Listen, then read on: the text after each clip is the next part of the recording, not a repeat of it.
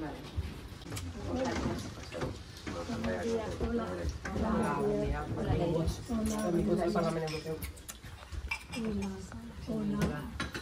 Gracias.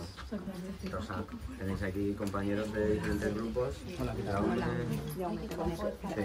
Sí, Estrella. Pero ahora se van a enterar. Eso es. Este es el espacio para que lo cuentes. Eso es lo que pido, no pido otra cosa más que justicia. Y creo en la justicia. Por supuesto.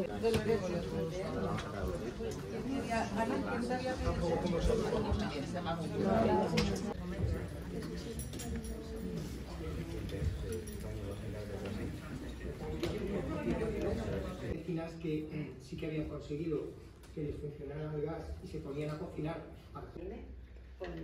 Con la más próxima, a partir de la administración local. Es de un espacio que es vuestro hogar y de alguna manera nosotros también queremos que les disteis a vuestros familiares. Por tanto, no quiero robar más tiempo porque hay muchas misiones que están pendientes. Gracias y disculpadme. Gracias. Gracias a vosotros. Gracias.